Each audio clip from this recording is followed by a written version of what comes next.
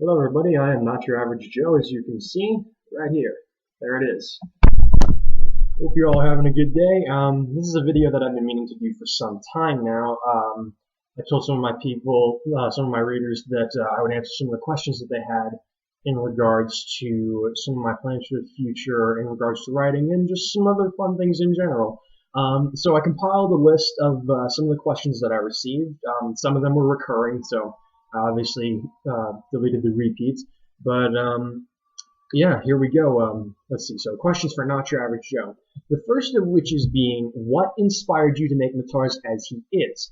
Um, well, see, when I was first trying to figure out how to write, and I needed to create a believable character, my first thought was, how do I create a character so intimate as that the reader can relate to him? Well, the answer to that was I basically just did a self-insert. I took my own personality because, quite frankly, nobody knows me better than I know myself. And that's how Mataras was born. I don't remember how I got the name Mataras. I think I was playing around with my middle name at some point or other, but I'm not going to tell you my middle name. But yeah, in any case, but eventually I just later found out that Mataras means in Spanish, you kill, or if you apply to a person as murderer, which was kind of an interesting twist given his already intense personality. But so yeah, I just found that it worked. I was like, okay, I like this. Let's go with it. Next question was, why is Mataras so formal and intense?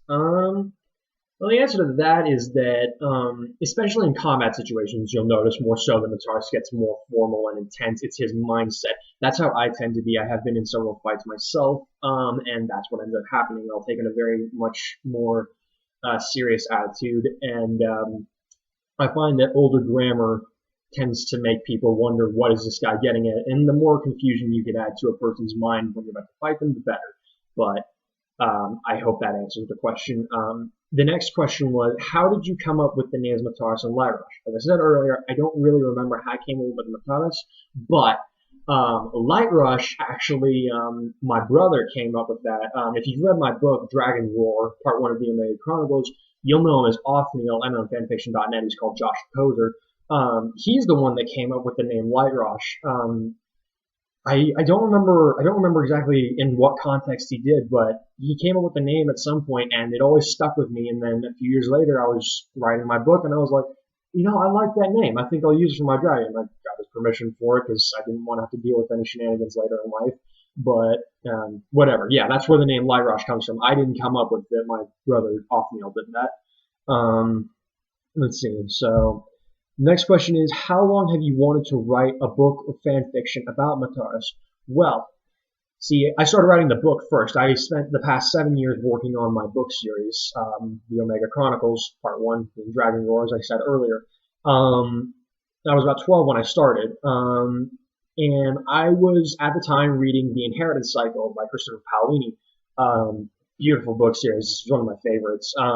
But I had read I believe I was in the middle of reading Eldest for like the third time when I was like, I'm kind of tired of just reading the same thing over and over again. I wanna make something. I wanna have something new in there. I wanna make my own story, and that is when the Omega Chronicles was born. I sat down and I mapped out 4 books, although now it will be extended to 5. And that's how long I've been writing. I've been writing since I was at the age of 12. I also experimented with some poetry and stuff like that early on in my writing career. Maybe someday I'll upload some of that poetry and read it to you guys. You'll probably laugh at me, but whatever. This is all for fun, anyways. And then I was trying to figure out ways. How can I get my character out there? How can I get something that people will relate to and want to buy my book? So what I did was I put Mataras in my Sword Art Online fanfiction, The Red Swordsman, Torah Minecraft edition, and I was surprised at how much people really liked him, and that was a very pleasant surprise, I will say. That was really cool. It was. I don't know how else to say it, and it was a very nice surprise that people were relating to him, because I guess that means they relate to my mindset in a way, because I said he is based off of my mentality.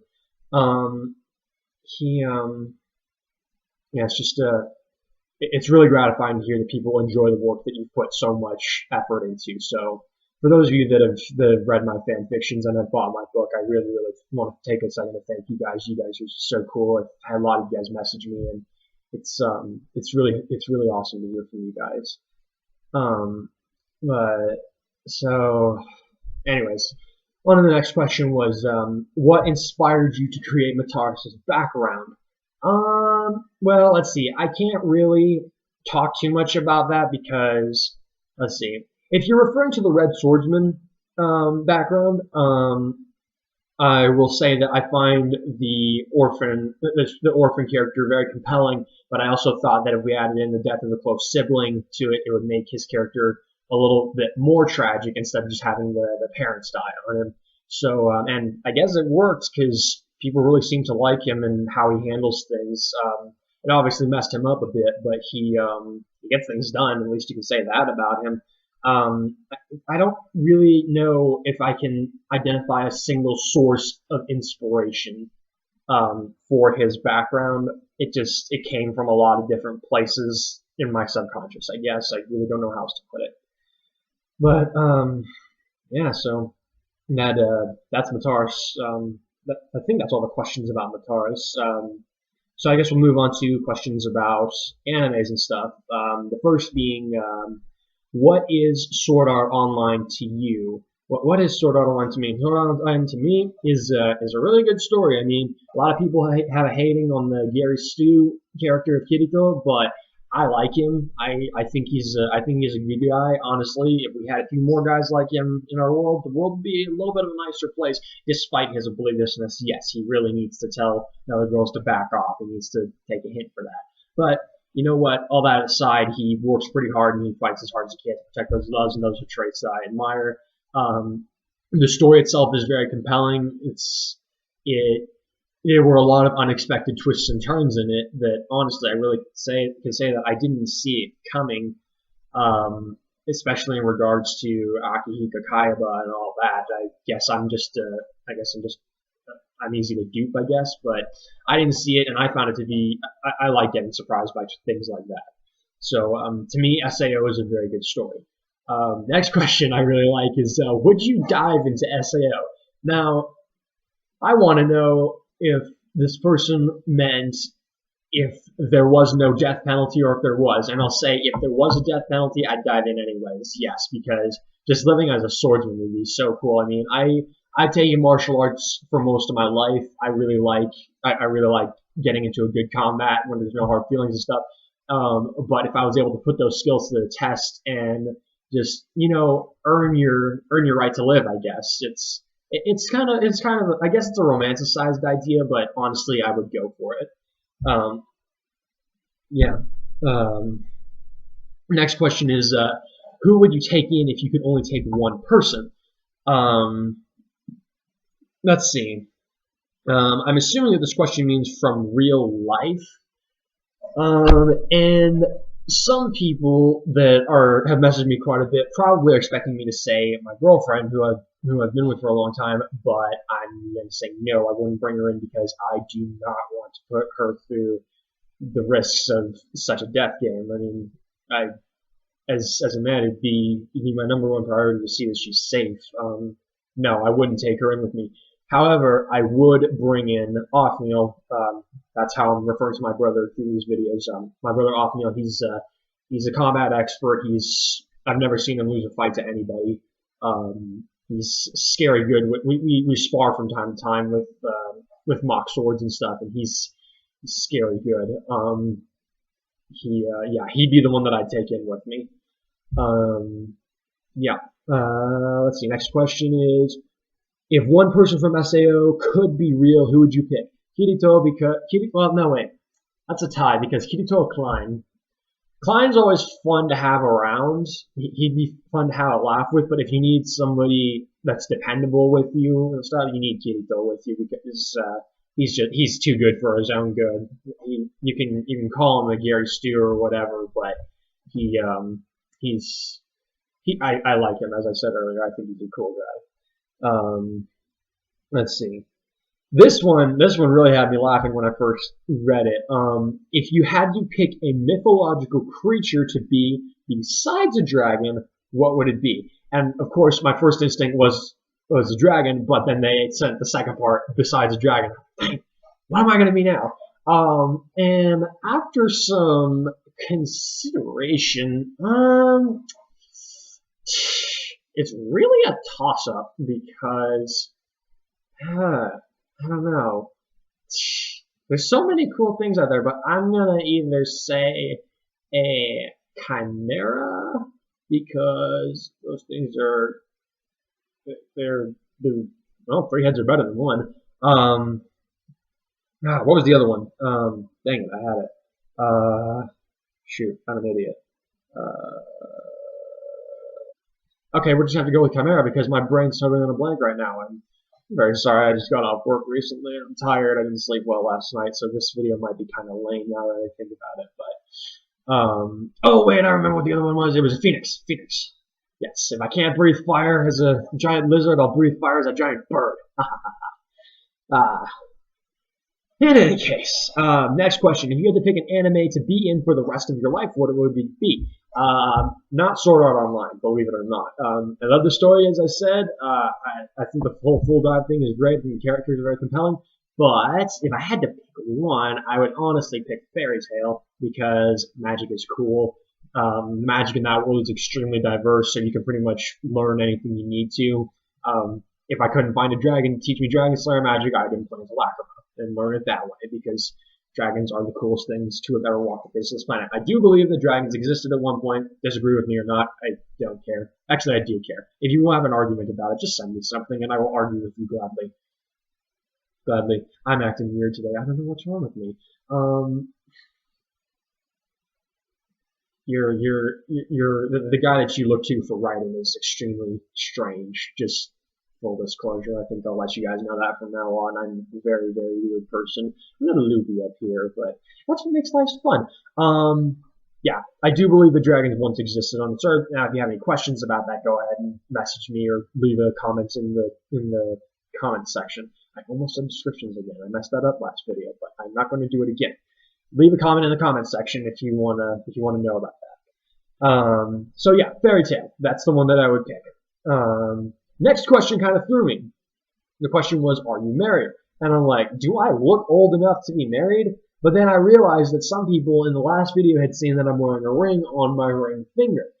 And, okay, so the answer is no, I'm not married. This is a purity ring. And as I have mentioned before in my Red Swordsman fanfiction, I believe in abstinence before marriage. I'll tell you why. Before I do that, though, I will say I'm not telling you what to do. I obviously cannot tell you how to run your life. Your pick.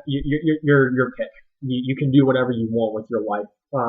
I can only offer advice as far as sending a message is that abstinence before marriage is the 100% way to prevent STDs. I know we've all heard this before in high school, but it cannot be stressed enough. I have seen people's lives wrecked by STDs.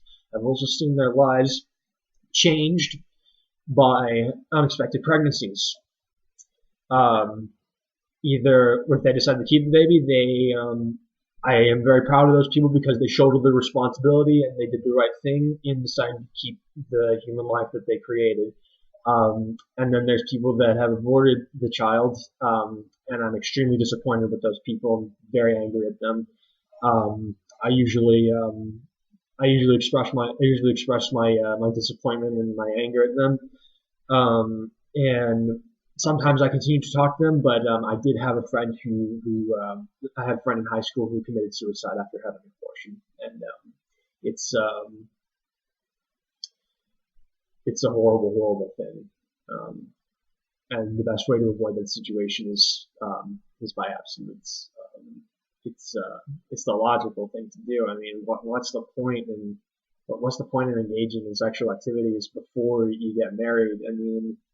I mean, if you sleep together before you're married, what's to stop them from sleeping together outside of marriage again, even if you're married? It's guys, it's just not worth it. It's I'm sorry if I got a little too serious there for you guys, but this is something that I feel extremely strong about.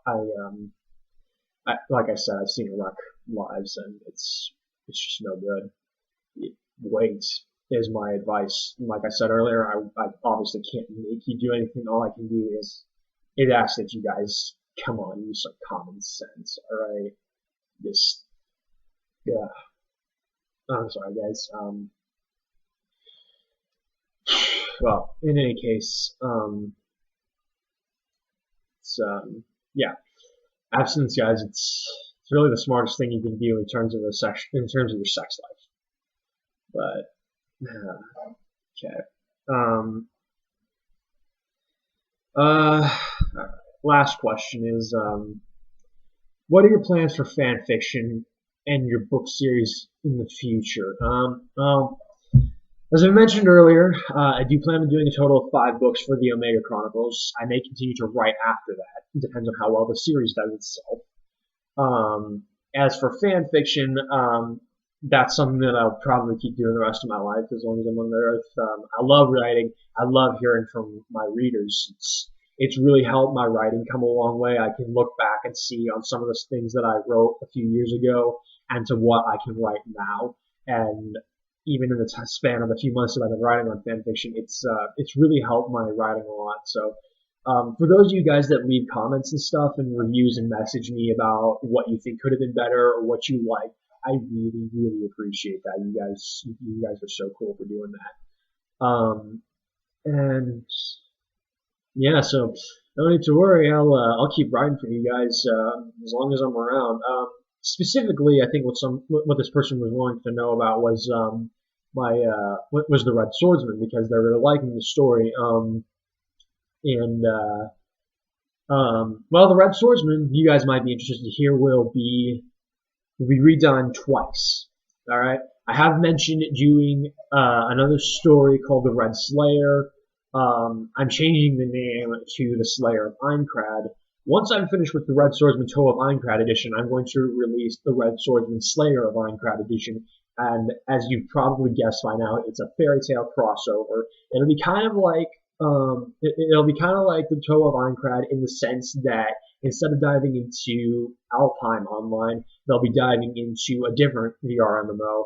This time it'll involve the mechanics of fairy tale magic. And that's something I'm looking forward to. And that one, a lot of people were disappointed. I know that Leaf I didn't get shipped from the Taurus. So the Red Leaf will be shipped in this story instead. And the third rewrite, I'm not going to tell you much about that yet, other than it will involve mechanics from my own book series instead of any other animes or anything like that. So that gives you guys something to look forward to. You get to see a little bit more of the mechanics of how my world works. Another detail about the Slayer of Aincrad is that I won't be blending the GGO ALO arcs again. That's a one-off, and I hope I did a good job with that. A lot of people seem to like how I did that. So yeah, I'm pretty pleased with how that turned out. I'm still going on it, and it won't be ending anytime soon. But yeah, I just thought I'd give you guys a heads up that that's what's coming. And I hope you guys look forward to it. And even more importantly, I hope that you guys enjoy it when it finally comes out. So again, please leave a comment in the comment section. I'm going to put a link to the Facebook page for my official book series in the description. So please check that out. Add it on Facebook. Please share it with your friends. Please get the word out about my novel, Dragon Roar. It's getting some good reviews. People seem to like the story a lot, and I'm really glad that they do. So this is Not Your Average Joe, also known as Mataris, on fanfiction.net, signing off. Thank you so much for listening, you guys. You all have a wonderful day.